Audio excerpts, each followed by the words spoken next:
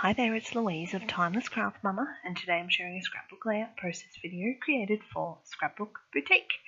And I'm using the Kaisercraft traditional Christmas range, and this was a real challenge for me to use this range because I typically do bright Christmas colours, but I found that getting out of my comfort zone and having a play with this traditional range really stretched my creativity.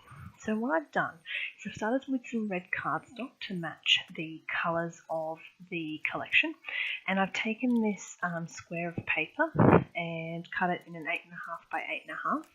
I've picked some of my photos, and I've sort of got an idea of a square kind of theme going on in my layout. So I've prepped my background page with some white gesso, really messily applied because later I'm going to add some mediums to it. So it didn't have to be too particular. I did want it to kind of have a bit of a messy, grungy kind of theme to it. So first of all, I'm mounting my chosen photos and my little title card onto cardboard, and then I'm going to go ahead and use some of the elements of this collection that I sort of just have lying around. So some scraps and some extra cut bits and just the offcuts and things like that. Now, as I'm playing around, I'm deciding that first of all I'm going to mount these individually on just a sheet of that paper, and then go ahead and distress the edges just to again add to that textural element of the page.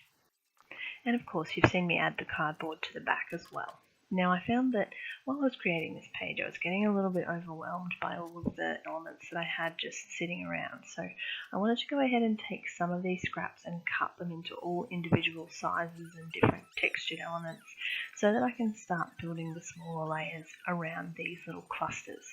So what I'm going to do is I'm going to make one of these for each of the photos and the little title tag as well, and that's going to form the basic background of the photos. So I'm going to... Now these photos are actually from Christmas 2004, and I've had them printed out and sitting there and had not scrapped them just yet because I couldn't come up with a way to actually pick a collection that was going to suit them. So I, looking through my printed photo stash, decided that these photos were going to work really well in order to work with this traditional colour range of papers. So I'm really pleased with the way this layout's progressed and how it's really challenging out of my comfort zone.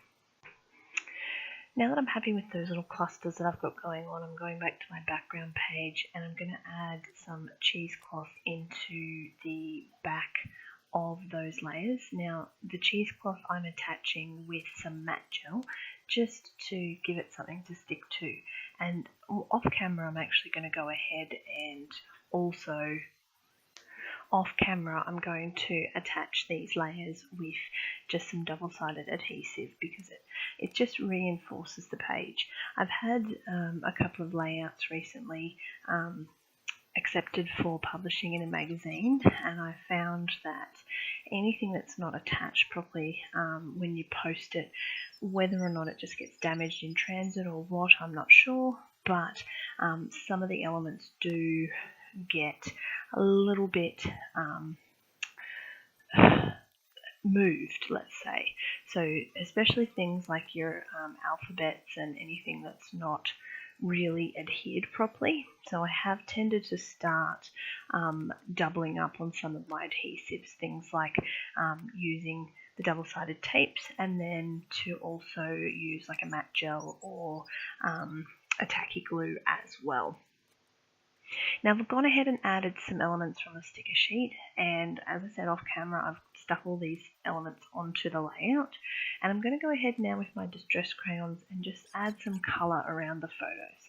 Now I wanted this to be really subtle, so normally if you've watched any of my videos you'll see that a lot of my colour can be quite intense and really bright on the page. It's part of the feature, but for this I really just wanted to break up the background, highlight each little section, each cluster that I've made. So I'm just using the distress crayons and a water pen just to add that little bit of the traditional green and blue colour around those clusters. Now the final step in what I wanted to do with this page is to add some of the collectibles and to go ahead and just put those final little touches onto this page. So some of the stickers, some of the wood veneers, and there's no journaling on this layout. I think for me it's just about being a pretty page with lots of elements. It was busy enough. Looking at it in hindsight, I possibly could have journaled around the outside as kind of a border, and I may still go back and do that, but for the time being I am quite happy with the final result of what this layout has been completed as. Now I hope that that's inspired you and that you can have a think about traditional Christmas colours, and of course this range from Kaisercraft, which is, let me just check, Silent Night. So it's the Silent Night Kaisercraft range, of course from the wonderful store at Scrapbook Boutique. Thanks so much for watching, and I'll see you next time.